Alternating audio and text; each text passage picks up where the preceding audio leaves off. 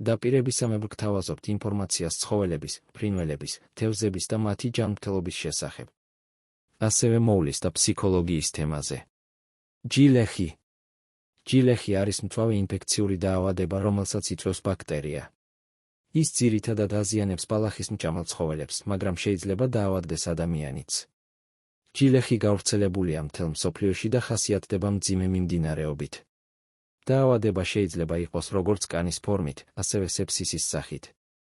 ჯილეხი თავადდებიან ძირითადად ბალახის მჭამელი ცხოველები. მსხვილფეხა რქოსანი პირუტყვი, ძროხა, ხარი, კამეჩი. წვრილფეხა რქოსანი პირუტყვი, ცხვარი, თხა. ცხენები. აქლემები. ირმები. კურდღლები. ადამიანის დაავადება ჯილეხით.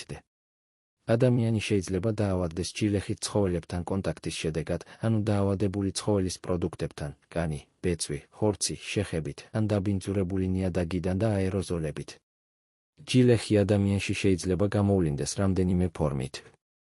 კანის ჯილეხი ყველაზე გავრცელებული ფორმაა, რომელიც ხასიათდება კანზე წყლულების წარმოქმნით. ფილტვის ჯილეხი ყველაზე საშიში ფორმაა, რომელიც ვითარდება დაბინძურებული ჰაერის შესუნთქვის შედეგად. კუჭ-ნაწლავის ჯილეხი ვითარდება დაავადებული ხორცის მიღების შედეგად. დაავადების გადაცემის გზები.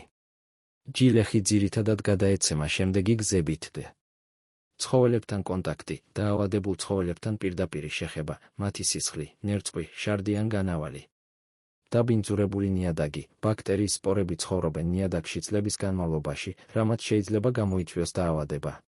დაბინძურებული პროდუქტები, დაავადებული ცხოველების პროდუქტების, კანი, ბეწვი, ხორცი, მოხმარება ან შეხება. აეროზოლები, დაინფიცირებული სპორების შესუნთქვა, განსაკუთრებით ბიოლოგიური იარაღის გამოყენების შემთხვევაში. ჯილეხის სიმპტომები. დაავადების სიმპტომები დამოკიდებულია ფორმაზე. ცხოველებში. მწვავე მიმდინარეობისას, უეცარი სიკვდილი, ცხელება, კრუნჩხვები, სისხლდენა ბუნებრივი ხვრელებიდან. ნაკლებად მწვავე მიმდინარეობისას, ზოგადი სისუსტე, მადის დაკარგვა, შეშუპებები კანზე.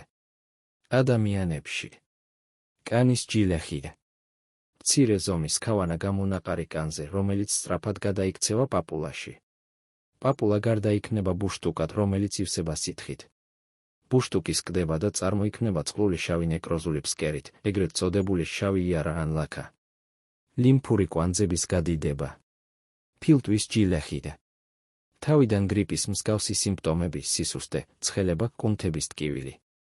მოგვიანებით ვითარდება ძლიერი ხვალა, სუნთქვის გაძნელება, ტკივილი გულმკერდის არეში, ციანოზი.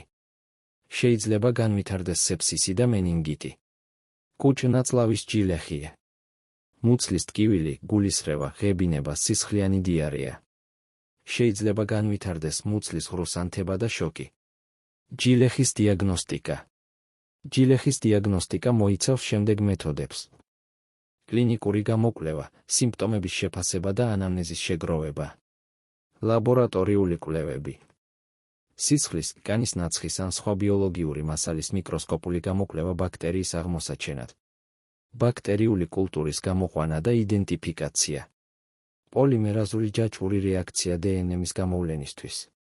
სეროლოგიური ტესტები ანტისხეულების განსაზღვრისათვის. მკურნალობის მეთოდები და საშუალებები. ჯილეხის მკურნალობა დამოკიდებულია დაავადების ფორმაზე და სიმძიმეზე და მოიცავს ანტიბიოტიკოთერაპია, ძირითადი მკურნალობა ანტიბიოტიკების გამოყენებაა, როგორიცაა პენიცილინი, მაგ, პენიცილინი, ამპიცილინი, ამოქსიცილინი. დოქსიციკლინი გამოიყენება პენიცილინის მიმართ ალერგიის შემთხვევაში. ციპროფლოქსაცინი, ეფექტურია მძიმე შემთხვევებში. ლევოფლოქსაცინი, ასევე გამოიყენება მძიმე შემთხვევებში. კლინდამიცინი, გამოიყენება პენიცილინის მიმართ ალერგიის შემთხვევაში. სიმპტომური მკურნალობა. ტკივილგამაყუჩებელი საშუალებები. სითხის და ელექტროლიტების ბალანსის აღდგენა. ჟანგბადის თერაპია, ფილტვის ფორმის დროს.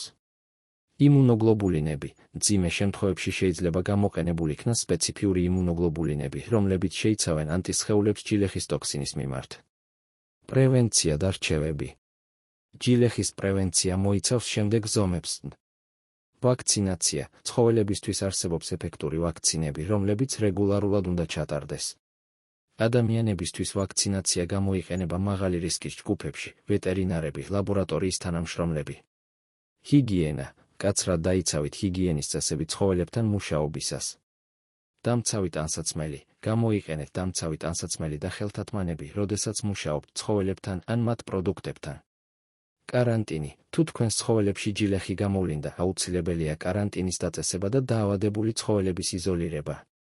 დეზინფექცია, ჩაატარეთ დეზინფექცია იმ ადგილებში, სადაც შესაძლოა იყოს ბაქტერიის სპორები. საკვების უსაფრთხოება, მიიღეთ მხოლოდ დამოწმებული და ჯანსაღი ხორცი. ინფორმირება, მოსახლეობის ინფორმირება ჯილეხის შესახებ და პრევენციული ზომების მნიშვნელობაზე. დასვით თქვენი კითხვები კომენტარებში. ასევე მოგწერეთ, რის შესახებ გსურთ მოგიმზადოთ ინფორმაცია. არ დაგავიწყდეთ, გამოიწერეთ ჩვენი არხი, რათა შეიტყოთ უფრო მეტი ინფორმაცია.